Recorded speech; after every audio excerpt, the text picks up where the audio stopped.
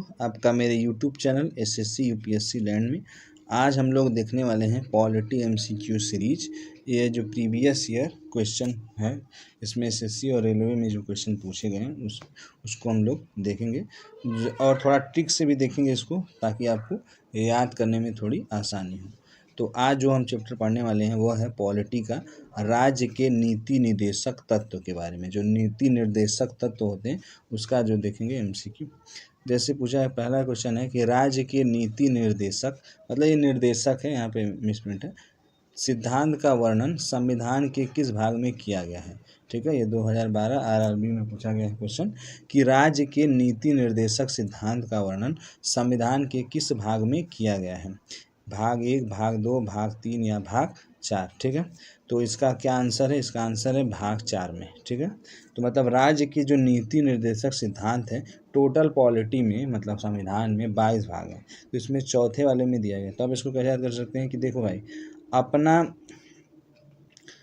4 लोग के कहने से मैं अपने नीतियों को, अपने सिद्धांतों को चेंज नहीं करूँगा। भले 4 लोग मुझसे खफा हो जाएं, ठीक है, लेकिन मैं भागूंगा नहीं, अपने नीति अपने सिद्धांत से भागूंगा नहीं, भले इससे मेरे 4 लोग मुझसे खफा हो जाएं। ठीक है, तो यहाँ पे भाग 4।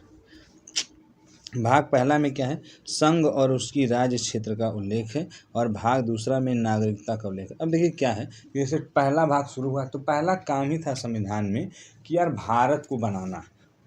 भारत कई सारे राज्यों में बटा हुआ था, तो उनको संघ में एक ग्रुप में लाना। तो उसमें भाग में भी पहला है और अनुच्छेद में भी क्या है? पहला। अनुच्छेद पहला भी इसी का उल्लेख है। 1 से 4 तक अनुच्छेद में टोटल बनाए गए कि कैसे हम लोग राज्य को जोड़ सकते हैं। अब राज्य को जोड़ने के बाद क्या आएगा भाई? उसके नागरिक को जोड़ना। तो भाग 2 में उनका उल्लेख है, नागरिकता का। ठीक है, नेक्स्ट क्वेश्चन है, राज्य के नीति निर्देशक सिद्धांत का वर्णन निम्न में से किन अनुच्छेद के अंतर्गत आता है। अनुच्छेद की बात हो रही है कि किस भाग, जान लिया भाग 4 में भाई अनुच्छेद 1 से 4, अनुच्छेद 5 से 11, अनुच्छेद 12 से 35, अनुच्छेद 36 से 51। जो राज्य के नीति निर्देशक सिद्धांत है वो किस में आते हैं? तो अनुच्छेद 36 से 51 में इसका उल्लेख है। मतलब अनुच्छेद 36 से लेके 36, 27, 37, 38, 39 टोटल मतलब 51 तक जाता है राज्य के नीति निर्देशक सिद्धांतों के बारे में। ठीक है, तो आप ऐसे याद कर सकते हैं कि भाई राज्य का जब नीति निर्देशक सिद्धांत बना था तो उस समय कितने लोग थे? लगभग 36 से 50, 51 लोग थे। मतलब 36 से 50, 51 लोग थे उसमें। तो अब 36 यहाँ पे आप इंक्लूड होगा कि यार 36 से 50, 51 के आसपास लोग इसमें शामिल थे जब राज्य का नीति निर्देशक सिद्धांत जब बन रहा था। ठीक है, जब बन रहा था आप ऐसा याद कि 36 से 51 लोग शामिल थे उसको बनाने में। आप इस तरह याद रख सकते हैं। अनुच्छेद 1 में अनुच्छेद 1 से 4 में संघ और उसके राज्य क्षेत्र का मैंने पहले बताया कि शुरुआत हुई संघ और राज्य बनाने में, तो अनुच्छेद भी पहला और भाग भी इसका क्या है? पहला ही है। ठीक है, राज्य के नीति निर्देशक जो सिद्धांत है किस देश के संविधान से लिया गया? ये एसएससी एग्जाम में पूछा गया। इस 2018-19 का ये क्वेश्चन है कि राज्य के जो नीति निर्देशक सिद्धांत है वह किस देश के संविधान से लिया गया। जैसे हम लोग, हमारे देश का जो संविधान है वह किसी न किसी देश से लिया ही गया है, तो इसी तरह राज्य का जो नीति निर्देशक सिद्धांत है वो भी किसी देश से लिया गया होगा। अमेरिका, आयरलैंड, दक्षिण अफ्रीका या ब्रिटेन। तो इसका सही आंसर क्या है? आयरलैंड। मतलब राज्य का नीति निर्देशक सिद्धांत किससे लिया गया है? आयरलैंड से लिया गया। तो आप इसको ऐसे याद कर सकते हैं कि भाई देखो, मैं अपनी ज़मीन, आयरलैंड मतलब लैंड माने क्या होता है? एक तरह से ज़मीन होता है कि मेरा यह ज़मीन है, ठीक है, मैं इसे नहीं छोड़ूंगा। उसी तरह मेरा कुछ सिद्धांत है और इसे भी मैं नहीं छोड़ सकता। जिस तरह मैं अपनी लैंड को, ज़मीन को नहीं छोड़ सकता, उसी तरह मैं अपने सिद्धांतों को भी नहीं छोड़ सकता। तो आयरलैंड से आप इससे रिलेट कर सकते हैं। ठीक है, नेक्स्ट क्वेश्चन है कि भारतीय संविधान में राज्य के नीति निर्देशक सिद्धांतों को शामिल करने के पीछे मुख्य उद्देश्य क्या था? मतलब क्यों भारत के संविधान में इसे शामिल किया गया था? धर्मनिरपेक्ष राज्य की स्थापना, कल्याणकारी राज्य की स्थापना, सरकार की निरंकुश कार्यों पर नियंत्रण रखना या मौलिक अधिकारों की रक्षा करना। तो इसे क्यों बनाया गया था? इसे बनाया गया था कल्याणकारी राज्य की स्थापना करना। मतलब राज्य के नीति निर्देशक सिद्धांत, भाई राज्य का जो सिद्धांत है क्यों बने? ताकि राज्य का कल्याण हो सके। बेसिक सा बात है कि राज्य का कोई नीति सिद्धांत बनेगा, क्यों बनेगा? ताकि राज्य का कल्याण हो सके। ठीक है, धर्मनिरपेक्ष के लिए नहीं बना है, ना ही मौलिक अधिकार, वो अलग से जाता है। राज्य मतलब आप ऐसा कि इसमें भी राज्य है, कल्याणकारी राज्य, और उसमें भी राज्य है। ठीक है, इसमें भी राज्य है और उसमें कल्याणकारी राज्य है। भारतीय संविधान के अनुच्छेद 42 के अनुसार काम के लिए न्याय, उचित और मानवीय स्थितियां और मातृत्व राहत का प्रावधान किस बारे में है? ये SSC JEE 2017 का क्वेश्चन है कि भारत का संविधान जो अनुच्छेद है उसमें काम के लिए न्याय, उचित और मानवीय स्थितियां और मातृत्व राहत, मतलब मैं जो काम कर रहा हूँ वो कैसा काम, उसमें थोड़ी मानवीय स्थितियाँ, मेरी जो स्थिति हो वो ठीक ठाक हो, मुझे ऐसा काम है। ठीक है, तो ये अनुच्छेद 42 में है। ठीक है, अनुच्छेद 42 में है। तो अब इसमें यह जो है किस बारे में है? केंद्र सरकार, राज्य के नीति निर्देशक सिद्धांत या मौलिक अधिकार। तो यह किस में है, मतलब पूछा है कि यह 42वां। तो हमें पता है कि 36 से लेके 51 तक के बीच में जितने भी आते हैं सब राज्य के नीति निर्देशक सिद्धांत के अंतर्गत आते हैं, क्योंकि हमने पढ़ा था कि अनुच्छेद 36 से लेके 51 तक लोग इसमें सिद्धांत को बनाने में शामिल थे। तो 36 से 51 तक जितने भी सिद्धांत हैं वह सब किसमें आएंगे? राज्य के नीति निर्देशक सिद्धांत के अंतर्गत आएंगे। अब आप इसको ऐसा कर सकते हैं, अनुच्छेद भी पूछता है, कई बार पूछा है SSC में। आगे क्वेश्चन हम देखेंगे कि काम के लिए जो है न्याय, उचित और मानवीय स्थितियाँ और मातृत्व राहत का प्रावधान किस अनुच्छेद में? तो किस अनुच्छेद में? जैसे इसमें लिखा है अनुच्छेद 42। तो आप ऐसे याद कर सकते हैं कि भाई मेरी एज जो है 42 साल हो गई है, मेरी एज 42 साल हो गई है, अब मुझे कोई ऐसा काम दिला दे, मुझे ऐसा कोई काम दिला दे कि काम भी मिल जाए और थोड़ा बहुत मेरे को राहत भी मिल जाए। ठीक है, कोई काम भी मिल जाए और मुझे राहत भी मिल जाए, ताकि मेरी स्थिति, मानवीय स्थिति क्या रहे? सही रहे। मेरी उम्र 42 साल की हो गई है, मुझे कोई ऐसा काम दिला दे ताकि मुझे राहत भी मिल जाए और मेरी मानवीय स्थिति क्या रहे? ठीक रहे। तो आप इसे याद कर सकते हैं। इनमें से किसे भारतीय संविधान की राज्य के नीति निर्देशक तत्व में शामिल नहीं किया गया? ये SSC JEE 2019 का क्वेश्चन है। ठीक है, कि इनमें से किसे भारतीय संविधान के राज्य के नीति निर्देशक तत्व में शामिल नहीं किया गया है? सूचना का अधिकार, ग्राम पंचायतों का गठन, समान काम के लिए समान वेतन, और समान न्याय और निःशुल्क शिक्षा, कानूनी सहायता। तो कौन सा है? सूचना का अधिकार। ये जो है राज्य के नीति निर्देशक में नहीं आता। और कौन कौन आता है? ग्राम पंचायत का गठन होना चाहिए, ये भी राज्य के नीति निर्देशक। समान काम के लिए समान वेतन, समान न्याय और निःशुल्क कानूनी सहायता, ये तीनों आते हैं। समान नागरिक संहिता, कॉमन सिविल कोड जिसे बोलते हैं इंग्लिश में, किस राज्य में लागू है? ठीक है, ये असम 2006 क्वेश्चन है। जम्मू कश्मीर, गोवा, नागालैंड और मिजोरम। तो ये किस राज्य में है? गोवा। अब यहाँ पे देखो क्या है कि समान नागरिक संहिता या कॉमन सिविल कोड। ठीक है, कॉमन सिविल कोड है। अब इसको आप कैसे करें कि यार मैं तो कॉमन आदमी हूँ, मैं तो कॉमन सिविल आदमी हूँ, मैं गोवा जाके कैसे एंजॉय कर सकता हूँ? ठीक है, मैं कॉमन सिविल आदमी हूँ, मैं गोवा जाके कैसे एंजॉय कर सकता हूँ? जनरली लोग गोवा घूमने जाते हैं, पार्टी के लिए जाते हैं, तो मैं कॉमन सिविल आदमी हूँ, मैं गोवा जाके कैसे एंजॉय कर सकता हूँ?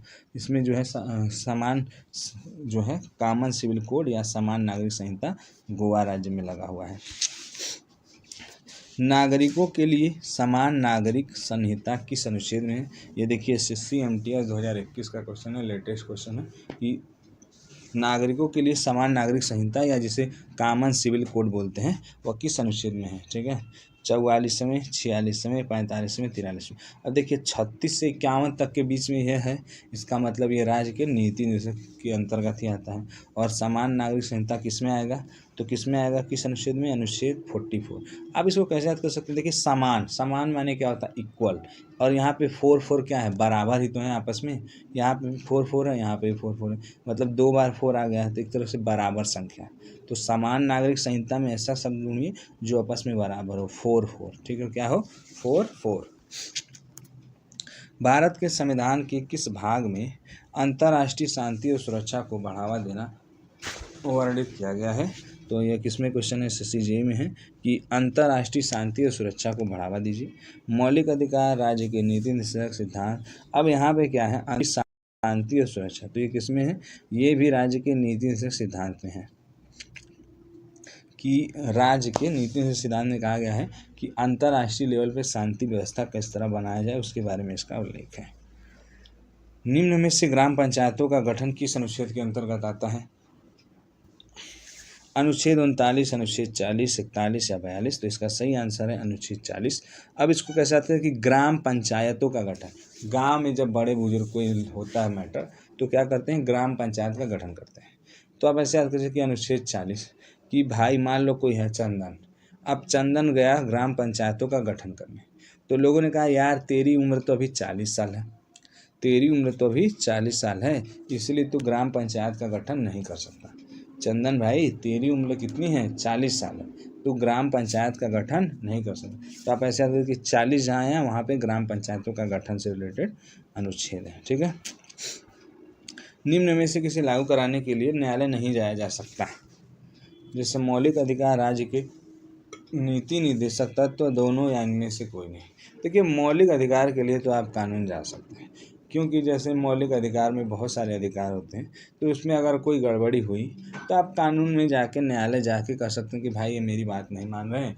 लेकिन आप राज्य के नीति निर्देशक तत्व जो होते हैं राज्य के, इसके लिए आप सिद्धांत जो तत्व है उसके लिए आप कानून नहीं जा सकते। जैसे जनरली क्या होता है कि लिखा है इसमें कि समान कार्य के लिए समान वेतन, लेकिन क्या इंडिया में मिलता है? नहीं मिलता। जैसे अगर सेम काम हो तो लड़कियों को कम मिलता है सैलरी और लड़कों को ज़्यादा मिलता है सेम काम के लिए, लेकिन रूल ये है कि आप इसके लिए न्यायालय नहीं जा सकते। नहीं तो लड़कियां तो तुरंत फ़ौरन भाग के चली जाती कि हम लोगों को सैलरी नहीं दे रहे हैं इक्वल। तो यहाँ पे राज्य के नीति निषेध तत्व हैं, इनमें कानून आप न्यायालय जा नहीं सकते। जबकि मौलिक अधिकार जिनमें बहुत सारे हैं, समानता का अधिकार, स्वतंत्रता का अनुसार अधिकार, कोई धर्म से रिलेटेड अधिकार, उसको भी हम पढ़ेंगे, तो उसके लिए आप न्यायालय जा सकते हैं। लेकिन राज्य का जो नीति निषेध तत्व है इसके लिए न्यायालय नहीं जा सकते। ठीक है। किस अनुच्छेद के अंतर्गत कार्यपालिका और न्यायपालिका का पृथक्करण है? ठीक है, मतलब इनको कार्यपालिका और न्यायपालिका अलग अलग है, पृथक्करण है। 48, 249, 50 या 51। तो इसका सही आंसर क्या है? अनुच्छेद 50 कि मतलब अनुच्छेद 50 के तहत कार्यपालिका और न्यायपालिका क्या हो गई हैं? अलग अलग हो गई हैं, पृथक्करण। तो अब पृथक्करण का मतलब इसको कैसे याद कर सकते हैं? पृथक्करण मतलब बंटवारा। तो भाई ऐसा करते हैं ना, 50-50 बांट लेते हैं। 50-50 क्या करते हैं? पृथक्करण कर लेते हैं, बांट लेते हैं। तो यहाँ पे 50-50 से आप याद कर सकते हैं अनुच्छेद 50 कि यार 50-50 बांट लेते हैं। राज्य के नीति निषेध तत्व एक ऐसा चेक है जो बैंक की सुविधा अनुसार अदा की जाएगी। यह किसने कहा है? कि राज्य के निषेध तत्व एक ऐसा चेक है जो बैंक की सुविधा अनुसार अदा की जाएगी। Doctor Bhimrao Ambedkar, K T. शाह, केशवानंद भारती। तो किसने कहा है? के.टी. शाह ने। ठीक है, किसने कहा है? के.टी. शाह जी ने कहा है कि राज्य का नीति निषेध तत्व ऐसा चेक है जो बैंक की सुविधा के अनुसार अदा की जाएगी। मतलब ये इसलिए बोला है के.टी. शाह ने कि इसमें आप न्यायालय तो जा नहीं सकते, सुप्रीम कोर्ट, हाई कोर्ट। तो बैंक अपने मनमाना है कि राज्य मानेगी तो ठीक ठीक, नहीं मानेगी तो आप कुछ कर नहीं सकते। इसलिए के.टी. शाह ने बोला है कि राज्य के नीति निषेध तत्व एक ऐसा चेक है जो बैंक की सुविधा अनुसार अदा की जाएगी। ठीक है। ठीक है भाई, ऐसे आप कह सकते हैं कि यार नीति, राज्य का नीति क्या है? जो नीति सिद्धांत है वह शाह है। क्या है? शाह है। मतलब चोर नहीं है, बना है शाह के लिए। ठीक है, शाह के लिए बना है, के.टी. शाह। पर्यावरण का संरक्षण तथा संवर्धन और वन एवं वन्य जीवों की रक्षा किस अनुच्छेद के अंतर्गत आता है? अनुच्छेद 48, अनुच्छेद 48 का, अनुच्छेद 49 या अनुच्छेद 45? इसमें आता है अनुच्छेद 48 का। ठीक है, तो आप इसको कैसे याद कर सकते हैं कि पर्यावरण का भाई संरक्षण करना है और वन्य जीवों की रक्षा भी करनी है। तो मैंने क्या कहा कि यार कि ऐसे याद कर सकते कि मान लो चंदन कि यार तुमको मैंने कितनी बार कहा कि जाके पर्यावरण का संरक्षण करो और जो जानवर है उनकी रक्षा करो। ठीक है, तो मतलब मैंने तुमको ऐसे आपके कि 48 बार बोल दिया कि 48 बार कर चुका हूँ कि जाके पर्यावरण का रक्षा करना चाहिए। मैंने तुमको 48 बार। तो चंदन बोला ठीक है, मगर मेरी मर्जी है, तू 48 बार और कह। कह मतलब कह से आप समझ लीजिए क, कि चंदन बोला कि तू 48 बार और कह, उसके बाद ही मैं जाऊंगा और तब मैं पर्यावरण का संरक्षण करूंगा और वन्य जीवों की रक्षा करूंगा। 48 बार बोला, लेकिन बोला 48 बार और कह। ठीक है, नेक्स्ट देखते हैं। भारतीय संविधान के किस अनुच्छेद में समान न्याय और निःशुल्क विधिक सहायता का प्रावधान है और समान कार्य के लिए समान वेतन की व्यवस्था है? अनुच्छेद 39 का 39 ख, 39 ग या 44। अनुच्छेद 39 क में बोलता है कि भाई साहब समान कार्य के लिए समान वेतन, जो कि मिलता ही नहीं 39 क में। ठीक है, 39 क। यहाँ पे अब ऐसे कर सकते हैं कि मैं तो भाई 39 साल से मैं 39 साल से कह रहा हूँ कि मुझे क्या दो, समान कार्य के लिए समान वेतन दो। मैं 39 साल से कह रहा हूँ कि मुझे समान कार्य के लिए समान वेतन दो, लेकिन मुझे मिल ही नहीं रहा है। तो 39 कह रहा हूँ से आप कॉरिलेट कर लीजिए, 39 का 39 साल। ठीक है। अनुच्छेद 39 ख में क्या है? सार्वजनिक धन का स्वामित्व नियंत्रण इस प्रकार रखना ताकि सार्वजनिक हित का सर्वोत्तम साधन बन सके। अब 39 बार कह रहा हूँ तो जा पैसा किसके रहा है? ख के पास। तो जब ख के पास जा रहा है तो ऐसा नियम बनाया गया है कि सार्वजनिक धन का स्वामित्व नियंत्रण ऐसा होना चाहिए ताकि सभी को फायदा हो सके। इसके बारे में इसका उल्लेख है, पैसे के बारे में उल्लेख है। अन्नपूर्णा योजना और इंदिरा गांधी राष्ट्रीय वृद्धावस्था पेंशन योजना किस अनुच्छेद के अंतर्गत आता है? जो देखिए इंपॉर्टेंट क्वेश्चन है जो बन सकते हैं, उसको भी मैंने इंक्लूड कर लिया है इसमें कि शायद ये बन जाए। जैसे अन्नपूर्णा योजना और इंदिरा गांधी राष्ट्रीय वृद्धावस्था पेंशन योजना किस अनुच्छेद के अंतर्गत आता है? अनुच्छेद 40, 41, 42 या 43? तो अनुच्छेद 41 में ही आता है। ठीक है, वृद्धावस्था और अन्नपूर्णा योजना अनुच्छेद 41।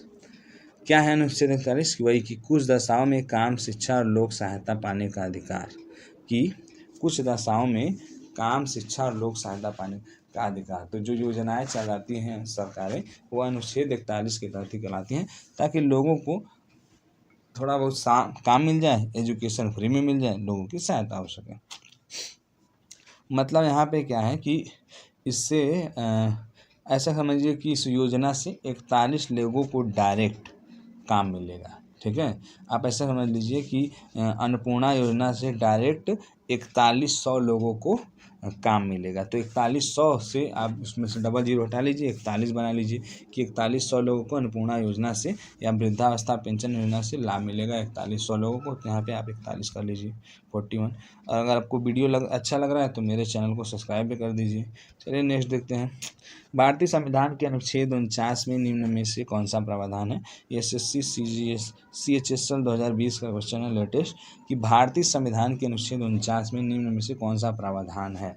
देखिए, बच्चों के लिए निःशुल्क तथा अनिवार्य शिक्षा, प्राकृतिक महत्व के स्मारकों तथा स्थानों वस्तुओं का संरक्षण, कारखानों तथा खदानों में बच्चों के रोजगार पर प्रतिबंध, अंतर्राष्ट्रीय शांति और सुरक्षा को बढ़ावा देना।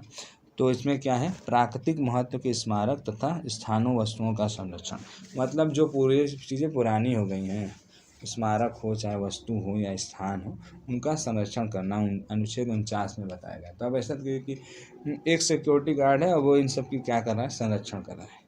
तो मैंने पूछा बाबा आपकी एज क्या है? तो उसने कहा भैया मेरी एज 49 साल है और मेरा काम है कि जो पुरानी वस्तुएं हैं उनकी स्मारकों और वस्तुओं की संरक्षण करना, उनकी रक्षा करना। तो मैंने कहा यार आपकी एज भी 49 साल हो गई, आपको भी क्या ज़रूरत है? आप भी पुराने हो गए हैं तो आपको भी क्या ज़रूरत है? संरक्षण की ज़रूरत है। तो उनकी भी एज 49 साल है, तो 49 से आप समझ लीजिए अनुच्छेद 49, और उनको भी संरक्षण की ज़रूरत है। ठीक है, अनुच्छेद 49 में संरक्षण। कौन सा अनुच्छेद कृषि और पशुपालन के संगठन से संबंधित है? ये SSC CHSL 2021 का ये भी क्वेश्चन है। अलग अलग जो शिफ्ट में क्वेश्चन पूछ जाते हैं वही है, कभी मॉर्निंग शिफ्ट कभी इवनिंग शिफ्ट, तो वो सब है। कौन सा अनुच्छेद कृषि और पशुपालन के संगठन से संबंधित है? अनुच्छेद 45, अनुच्छेद 47, अनुच्छेद 48 या अनुच्छेद 50? तो कौन सा है? अनुच्छेद 48। अब कृषि करना, खेती करना और पशुपालन करना, भाई इसको कैसे याद कर सकते हैं अनुच्छेद 48 को? कि भाई मैं ऐसा है ना कृषि करता हूँ, इसमें मेरे 24 घंटे लग जाते हैं, और पशुपालन भी करता हूँ, इसमें भी 24 घंटे लगते हैं। मतलब मैं खेती भी करता हूँ, पशुपालन भी करता हूँ, तो मुझे इतना में काम करना पड़ता है कि मेरे 24 घंटे मुझे क्या लगते हैं? 48 घंटे लगते हैं। मेरे 24 घंटे मुझे 48 घंटे लगने लगते हैं। मैं इतना काम करता हूँ मैं खेती पे क्या हो जाएगा 48 हो जाएगा। ठीक, कौन सा अनुच्छेद राज्य को नागरिकों की आजीविका के लिए पर्याप्त साधनों का अधिकार सुनिश्चित करने का निर्देश देता है? ये SSC MTS 2021 का क्वेश्चन है कि मतलब राज्य को नागरिकों की आजीविका चलाने के लिए भाई साधन दिलाओ, कोई काम करे। 32, 35, 36 या 39, तो अनुच्छेद 39, यानी आप ऐसे कीजिए कि 39 मतलब 3 माह और 9 माह ऐसे कर लीजिए कि यार मैं 3 महीने से लेकर 9 महीने तक बेरोजगार हूँ और राज्य को चाहिए कि आजीविका चलाने के लिए कोई पर्याप्त साधन मुझे उपलब्ध कराए। मैं पिछले 3 महीने से बेरोजगार था, अब तो 9 महीने हो गए, तो यहाँ पे 3 महीने का 3 और 9 महीने का 9 मतलब 39। आप यहाँ रिलेट कर लीजिए, मैं 39 साल का हूँ और पिछले मैं 3 महीने से लेकर 9 महीने तक बेरोजगार हूँ, तो यहाँ पर डबल 39। तो आप अनुच्छेद 39 कि मैं 39 साल का हूँ और पिछले 3 महीने से लेकर 9 महीने तक बेरोजगार हूँ, सरकार आजीविका चलाने के लिए कोई मुझे साधन उपलब्ध कराए। कौन सा अनुच्छेद राज्य को लोगों के कल्याण को बढ़ावा देने के लिए एक सामाजिक व्यवस्था सुरक्षित करने का निर्देश देता है?